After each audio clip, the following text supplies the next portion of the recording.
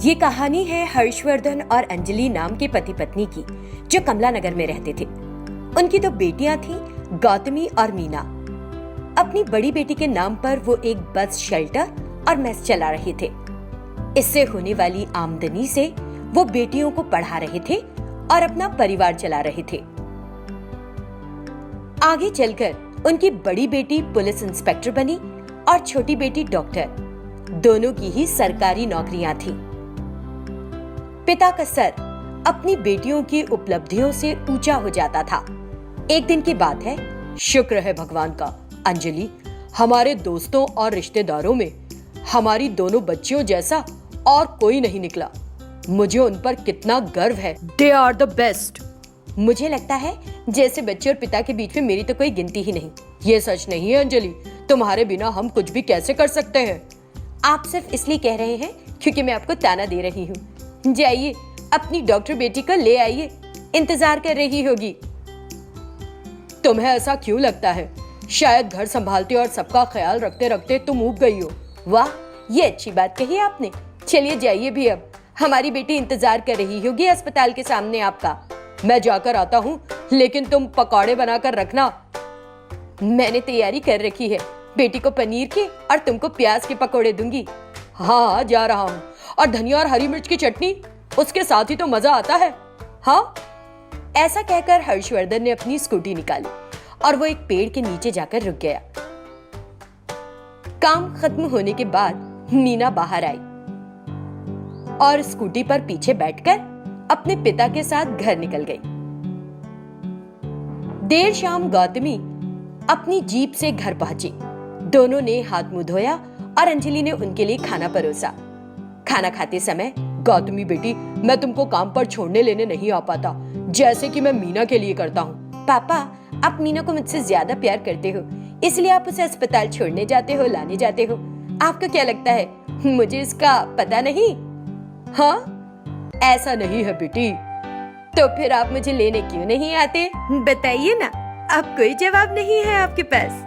तुम्हारे पैदा होने के बाद मैंने जिसे छुआ वो सोना बन गया, और तुम्हारे नाम पर तो मेस खोल रखी है हमने, जिसके बाद से हम इतने अमीर हो गए हैं। मुझे तो तुम पर बहुत नाज है मेरी प्यारी बेटी, बहुत नाज। यानी गौतमी के जन्म के बाद आपने माँ को छुआ ही नहीं? क्यों पापा? क्यों नहीं, मैंने उसे कई बार छुआ। तो जब सब कुछ सोना बन रहा था, तो फिर माँ सोने की क्यों नहीं बन गई? यानी आप जो कह रहे हैं वो बिल्कुल झूठ है। बेटी की ऐसी बात पर वो कुछ नहीं बोल सका और उसकी बोलती एकदम बंद हो गई। अंजलि बस बैठे बैठे मुस्कुराते हुए उनकी बातें सुन रही थी और हर्षवर्धन के मजे ले रही थी।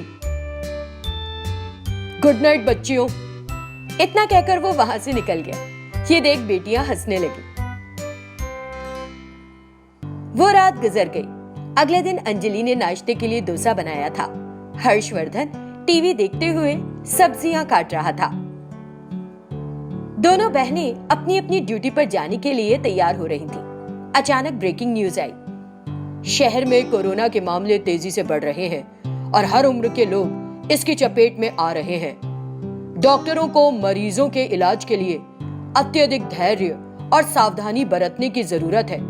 किसी की जान न जाए, इसीलिए सभी को अपना ख्याल रखना चाहिए। पुलिस विभाग को भी सतर्क रहना चाहिए और प्रभावित लोगों को मदद पहुंचानी चाहिए। बिना वजह बाहर निकलने वालों को सही जानकारी देकर घर वापस भेजा जाए। माननीय मुख्यमंत्री जी ने ये आदेश जारी किया है। टीवी में खबर देखकर हर्षवर्धन और अंजलि चिंतित हो गए। मीना और गौतमी तैयार होकर बाहर आई। उन्होंने भी टीवी में आने वाली खबर देखी। आज से मुझे कुछ घंटे और काम करना पड़ सकता है पापा मम्मी। हमारा भी काम कुछ ऐसा ही रहेगा, तो चलो निकले। अरे कहाँ जा रही हो? घर पर ही रुको। पापा, ये स्थिति बहुत गंभीर हो चुकी है। हर दिन मामले बहुत तेजी से बढ़ते ही जा रहे हैं। मैं नहीं चाहती मेरी बच्चियों को कुछ हो, इसलिए मेरी बच्ची घर पर ही रहेंगी, कहीं नहीं जाएंगी। कोरोना के मरीजों को देखकर वास्तव में बहुत दुख होता है और इसका कोई इलाज भी नहीं है। मुझे अपनी बच्चियों से बहुत प्यार है और उनकी सुरक्षा करना मेरी जिम्मेदारी है, मैं तुम्हें बाहर नहीं जाने दे सकता, बिल्कुल नहीं। दोनों बेटियों को समझ आया कि उनके माता पिता उनको लेकर बहुत भावुक हो रहे हैं और घबराए हुए हैं। उन्हें लगा कि उन्हें अपने माँ बाप को कुछ बातें समझाने की जरूरत है।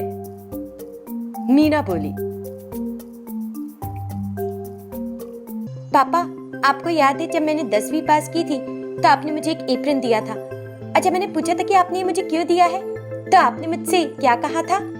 आज आपको वही बात फिर से याद करने की जरूरत है और मुझे बताने की। बताइए। मैं चाहता था कि तुम डॉक्टरी पढ़ो और एक अच्छी डॉक्टर बनो, बीमारों की अच्छी सेवा करो, और मैंने तुम्हें उस रास्ते पर चलने के लिए। उस समय आपने मुझे हिम्मत करके आगे बढ़ने को कहा था, और अब आप ही मुझे कायरपन, संकट से दूर भागने को कह रहे हैं। जानती हूँ ये आपका प्यार और जिम्मेदारी दोनों है। पापा, आप मुझे एक पुलिस अधिकारी के रूप में देखना चाहते थे ना, और चाहते थे कि मैं हर पीड़ित को न्याय दिलाऊं और समाज के लिए वफादार बनूं। ये सुनकर हर्षवर्धन, आगे बढ़ो मेरी प्यारी और होनहार बच्चियों, लेकिन अपना भी ध्यान रखना, और जिनको सच में तुम्हारी जरूरत है उन सभी को बचाने की कोशिश करना। और वे दोनों बहनें अपनी अपनी ड्यूटी निभाने के लिए बाहर निकल गई। मीना जैसे ही अस्पताल पहुंची तो देखा कि एक बच्चा कोरोना से जूझ रहा है और व्हीलचेयर का इंतजार कर रहा है। डॉक्टर, प्लीज मेरे बेटे को बचा लीजिए। मैं जिससे भी बात कर रही हूँ कुछ भी ठीक से नहीं बता रहा और पैसे मांग रहा है। प्लीज मेरी मदद करिए। आपको जो चाहिए मैं दूंगी। पहले मेरे बच्चे को बचा लीजिए। मेरे बच्चे को बचा लीजिए। ये सरकारी अस्पताल है, अगर कोई पैसे मांगता है तो तुरंत जाकर ड्यूटी डॉक्टर को सूचित करना चाहिए आपको। इतना कहकर मीना ने उसके बच्चे को एक इंजेक्शन लगाया, लेकिन कुछ देर बाद बच्चे की मौत हो गई और बेचारी माँ रोने लगी। उसे ऐसे रोते देख मीना अंदर तक हिल गई। उस दिन मीना सभी को कोरोना को लेकर सतर्क रहने और सावधानी बरतने की चेतावनी देती रही। दूसरी ओर गौतमी ने कोरोना के एक मरीज को पकड़ लिया जो इलाज से भाग रहा था। मीना ने उसे इसकी गंभीरता के बारे में समझाया। उसने कुछ देर तक उन लोगों को अंधेरे कमरे में बंद कर दिया जो इसकी गंभीरता को नहीं समझ रहे थे। तब कहीं जाकर उनका इलाज हो सका। एक दिन जब गौतमी सो रही थी तो अचानक उसके फोन पर कॉल आया कि एक मरीज अस्पताल से भाग रहा है। उसने तुरंत मीना को बुलाया। दोनों जीप में सवार होकर उस जगह पहुंची और देखा कि मरीज कहां से भागने की कोशिश कर रहा है। उन्होंने उस मरीज को जाकर पकड़ लिया और वापस अस्पताल ले गई। फिर मीना उसका इलाज करने में लग गई। इस तरह पुलिस अधिकारी होने के नाते और डॉक्टर होने के नाते दोनों बहनों ने अपने शहर के लिए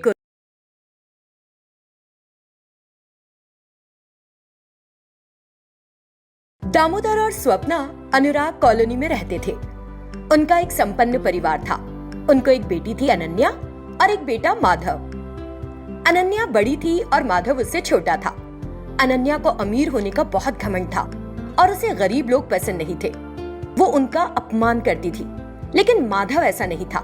वो सभी के साथ समान व्यवहार करता था और सभी के साथ आसानी से घुल मिल जाता था। माधव, तुमने आज जो कुछ भी किया वो बिल्कुल सही नहीं था। क्या तुम सुबह के नाश्ते की बात कर रही हो? माधव अपनी बहन अनन्या को जानता था। वो समझ गया कि वो किसके बारे में बात कर रही है और उसने अपनी बहन को शांत करके हंसाने की कोशिश की। क्या माधव, मैं उस गरीब के डब्बे की बात कर रही हूँ जो तुमने खाया। देखो दीदी, भूख लगे तो खाने को तो चाहिए ना। इसमें गरीब या अमीर की बात कहाँ से आ गई? मुझे बहुत भूख लगी थी और उसने डब्बे में आम का अचार रखा हुआ था, बंद किया, मैंने खा लिया। तुम्हें पता है ना मुझे ये सब पसंद नहीं है।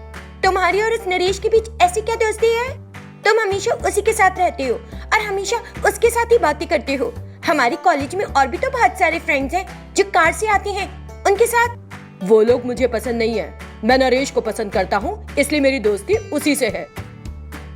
इस तरह भाई बहन के बीच अमीर गरीब की लड़ाई चल रही थी। दीदी, आप सिर्फ रुपया पैसा देखती हो, मगर मुझे लगता है कि सभी लोग बराबर हैं। जैसे आप मेरी तरह गरीब लोगों को पसंद नहीं कर सकती, उसी तरह मैं भी आपके जैसा नहीं सोच सकता। तभी हाल में माधव का फोन बजा। उसने मोबाइल देखा तो कीर्ति फोन कर रही थी। उसने फोन उठा लिया। कीर्ति क्या हुआ? तुमने अभी कैसे फोन किया? क्या आप घर आ रहे हो भैया? नहीं, मैं कल आऊंगा। क्या हुआ? क्या तुमको मुझसे कुछ काम है? हाँ बोलो। माँ के सिर में बहुत दर्द है तो मैंने सोचा दुकान जाकर दवाई ले आऊं। बस यही बात थी। मुझे लगा कि आपसे पूछ लूं अगर आप घर आ रहे हैं या नहीं। तो आपसे कहूंगी कि आप ही दवाई ले आओ भैया। अच्छा कोई बात नहीं, मैं दवाई ले आता हूँ, ठीक है? ऐसा कह उसने फोन रख दिया। जब वो वहां से जाने लगा तो उसे देखकर, जाओ जाओ, तुम तो अमीरों को छोड़कर गरीबों के पास जा रहे हो। एक दिन वो गरीबी तुम्हें डुबो देंगे। वो तुम्हें सिर्फ तुम्हारे पैसों के लिए इस्तेमाल करते हैं। मेरी इस बात का याद रखना भैया। हाँ, इससे ज्यादा तुम्हारा दिमाग और सोच भी क्या सकता है। उसने इतना कहा और अपनी बाइक लेकर चल दिया। मुझे कुछ भी करके इनसे ये वादा करवाना होगा कि ये गरीबों से दूर रहेंगे। इसी तरह सोचते सोचते अनन्या को याद आया कि रक्षाबंधन आ रहा है और उसने मन ही मन कुछ फैसला किया। दूसरी तरफ इंदिरा अम्मा कॉलोनी में रहने वाले सीनिया और सरोजा का एक मध्यम वर्गीय परिवार था। उनके मनोज और कीर्ति नाम के 2 बच्चे थे जो दोनों सरकारी कॉलेज में पढ़ रहे थे। मनोज कॉलेज के लिए निकल चुका था। माँ की तबीयत ठीक नहीं थी, इसीलिए कीर्ति घर पर ही रुक गई। माँ को सिर दर्द हो रहा था। अपने छोटे से मोबाइल से उसी ने माधव को दवाई लाने के लिए फोन किया था और माधव अपनी बाइक से उनके घर पहुंचा और उससे पूछा, कीर्ति अब कैसी है आंटी? लगता है उनके सिर में बहुत तेज दर्द है भैया। मैंने मनोज को फोन किया लेकिन उसकी क्लास चल रही थी तो उसने मुझे आपको फोन करने के लिए कहा था, इसीलिए मैंने आपको फोन कर दिया। ठीक है, जाओ और ये दवाइयाँ चाची को दे दो और दरवाजे ठीक से बंद कर लेना, ठीक है ना? भैया मैं चाय बनाती हूँ, आप रुको ना। पहले चाची को दवाई लेने को तो कहो। अच्छा आप बैठो तो। उसने कहा और रसोई में चली गई। उसने चाय बनाई और गिलास में डालकर ले आई। उसने एक चाय माधव को और एक बिस्तर पर पड़ी अपनी माँ को दी। माँ चाय पीने लगी तो कीर्ति ने माँ से कहा कि माधव आ गया है और वो दवाई भी ले आया। भले ही वो अमीर परिवार में पैदा हुआ हो, लेकिन माधव को पैसे का बिल्कुल घमंड नहीं। बस बहुत हुआ, किसी दिन वो इन दोनों परिवारों को जोड़ देगा, तुम देखना। हाँ माँ, तुम आराम करो, मैं चक्कर भैया के साथ बैठती हूँ, वो अकेले बैठे हैं बाहर। ऐसा कह वो माधव के पास आई और उसने कुछ देर माधव के साथ बातें की। उसने अपनी माँ की कही हुई बातें माधव को बताई तो माधव सोचने लगा, कैसे भाई भाई में जमीन जायदाद के बंटवारे को लेकर लड़ाई शुरू हो गई और अब वे आपस में बात भी नहीं कर रहे हैं। एक दिन के लिए भी चाचा चाची हमारे घर नहीं आए और ना ही मेरे मम्मी पापा यहाँ आए। जैसी चाची की इच्छा है मैं ही इन भाइयों को जोड़ूंगा। वैसे भी राखी भी तो आ रही है, ये एक अच्छा मौका है। उसने ऐसे सोचा और अपनी बाइक लेकर चला गया। जल्द ही राखी का त्योहार भी आ गया। अनन्या ने नए कपड़े और गहने पहने और बहुत अच्छे से तैयार हुई। दामोदर, स्वप्ना और माधव सोफे पर बैठे थे। अनन्या चांदी की थाली में राखी, कुमकुम और मिठाई लेकर माधव के पास आई। उसके बहुत करीब आकर उससे बड़े प्यार से कहा, हैप्पी रक्षाबंधन भाई। आपको भी रक्षाबंधन मुबारक हो दीदी। फिर अनन्या ने पहले माधव को कुमकुम लगाया। तुम्हारी अमीर बहन जो अपने भाई को बेहद प्यार करती है, इसके लिए सोने की राखी लाई है। ऐसा क्या उसने राखी बांध दी और ये अमीर बहन अपने भाई के लिए उसके पसंद की मशहूर मिठाई भी लाई है। ऐसा कहकर उसने माधव को मिठाई दी और फिर, माधव भैया मुझसे वादा करो कि अब से तुम सिर्फ अमीर लोगों के साथ ही रहोगे। दीदी आप भी मुझसे वादा करो कि आप गरीब लोगों का अपमान नहीं करोगी और उनके साथ घुल मिल कर रहोगी। अनन्या इसके लिए सहमत नहीं हुई। उधर दूसरी तरफ सीनिया के घर पर सब तैयार होकर कुर्सी पर बैठ गए। कीर्ति ने माधव को फोन किया। माधव हर राखी पर वहां आता था, लेकिन इस बार उसने कहा कि उसकी तबीयत ठीक नहीं है। कीर्ति ने एक थाली में राखी, कुमकुम और रवा के लड्डू लिए और उसने अपने भाई मनोज को राखी बांधी। माता पिता खुशी खुशी ये सब होते देख रहे थे। बाद में कीर्ति ने अपने माता पिता से बात की और मनोज के साथ वो अनन्या और माधव के घर गई। अपने भाई के बच्चों को अपने घर आए देख सुधाकर और स्वप्ना को बहुत खुशी हुई। ताई जी भैया कहाँ हैं? ये सुनकर माधव अपने कमरे से बाहर आया। कीर्ति ने उसे सोफे पर बैठने को कहा। फिर उसने माधव को राखी बांधी और लड्डू खाने को दिए। जब अनन्या वहां आई तो वैसे मनोज भी आया है, अनन्या तुम भी उसे राखी बांधो। मैं गरीब लोगों को राखी नहीं बांधूंगी माँ, प्लीज मुझे परेशान मत करो। ऐसा कहकर वो वहां से चली गई। थोड़ी देर के लिए सभी ने कुछ बातें की। बाद में सुधाकर और स्वप्ना ने कीर्ति को नए कपड़े भेंट किए। कीर्ति रोने लगी। लड़कियों का रोना घर के लिए अच्छा नहीं होता। खुश हो जाओ, मुस्कुराओ। चलो ये खुशी के आंसू आंटी, माँ घर पर अकेली है, अब हम चलते हैं। मनोज और कीर्ति वहां से चले गए। कुछ दिनों के बाद एक दिन अनन्या स्कूटी से कॉलेज जा रही थी। उसकी स्कूटी काफी स्पीड में थी।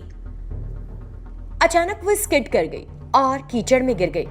एक्सक्यूज मी, हेलो, कोई मुझे बचाओ प्लीज, मैं गिर गई हूँ। लेकिन मदद के लिए कोई नहीं आया। उसी समय मनोज वहां से गुजर रहा था। कीचड़ में पड़ी अनन्या को देखकर उसने उसे बाहर निकालने में मदद की और फिर उसे तुरंत अस्पताल ले गया। वहां डॉक्टरों ने उसकी मरहम पट्टी की। मनोज ने तुरंत माधव को फोन किया। माधव अपने माता पिता के साथ तुरंत अस्पताल पहुंचा। फिर मनोज वहां से चला गया। 2 दिन बाद सुधाकर, स्वप्ना और अनन्या कार में सवार हो सीनिया के घर गए। अनन्या को अपनी गलती का एहसास हो गया था। उसने बड़े प्यार से मनोज को राखी बांधी और उस दिन से उन सभी ने मनमुटाव भुलाकर खुशी से रहने का निश्चय किया।